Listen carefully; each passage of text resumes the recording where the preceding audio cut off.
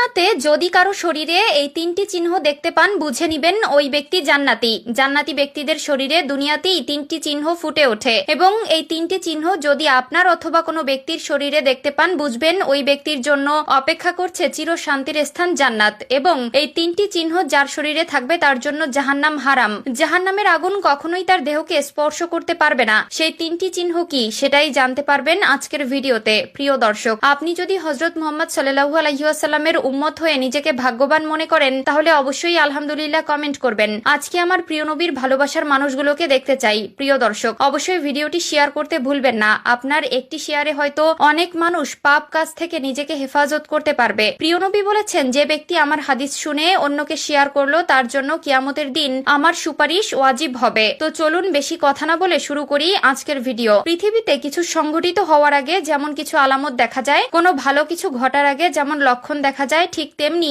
জান্নাতি ব্যক্তিদের মৃত্যুর আগে শরীরে তিনটি চিহ্ন বা লক্ষণ ফুটে উঠবে, যা দেখলে বুঝতে হবে ব্যক্তিটি সরাসরি জান্নাতি। মুসলিম হিসাবে আমাদের সকলেরই একটাই ইচ্ছা, জান্নাতে প্রবেশ করা। কিন্তু জান্নাত কেমন হবে তা পৃথিবীর কোনো মানুষ জানে না, শুধুমাত্র একজন ব্যতীত। তিনি হলেন আমাদের প্রিয় নবী হযরত মুহাম্মদ সাল্লাল্লাহু আলাইহি ওয়াসাল্লাম। তিনি এমন এক নবী যিনি দুনিয়াতে থাকা অবস্থায় জান্নাত পরিদর্শন করেছেন। আবু হুরায়রা রাদিয়াল্লাহু তাআলা আনহু থেকে বর্ণিত, তিনি বলেন, রাসূলুল্লাহ সাল্লাল্লাহু আলাইহি ওয়াসাল্লাম বলেছেন, আমার ৭০,০০০ উম্মত একসঙ্গে জান্নাতে প্রবেশ করবে। তাদের চেহারা হবে পূর্ণিমার চাঁদের মতো উজ্জ্বল। জান্নাতে প্রবেশকারী প্রথম দলের চেহারা হবে ১৪ তারিখের চন্দ্রের মতো।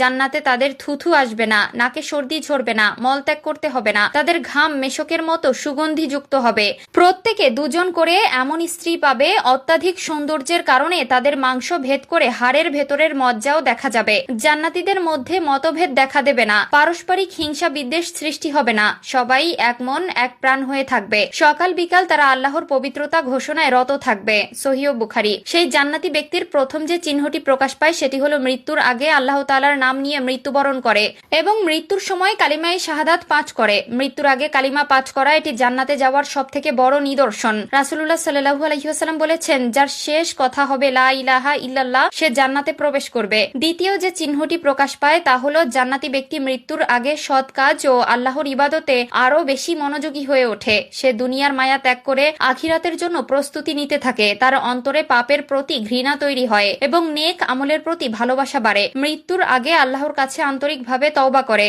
সে তার পাপের জন্য আল্লাহর কাছে ক্ষমা প্রার্থনা করে এবং তার দিকে ফিরে আসে। ৩ নম্বরে যে চিহ্নটি প্রকাশ পায় তা হলো মৃত্যুর আগে মুখে হাসি থাকা। জান্নাতি ব্যক্তির মৃত্যু সহজ হয়, যার ফলে মৃত্যুর আগে জান্নাতি ব্যক্তির মুখমণ্ডলে প্রশান্তি ও উজ্জ্বলতা দেখা যায়। এটি তার আল্লাহর সন্তুষ্টি অর্জনের প্রতীক। আল্লাহ তাআলা কুরআনের মধ্যে বলেছেন, যারা ঈমান এনেছে এবং সৎ কাজ করেছে তাদের জন্য রয়েছে জান্নাতের সুসংবাদ।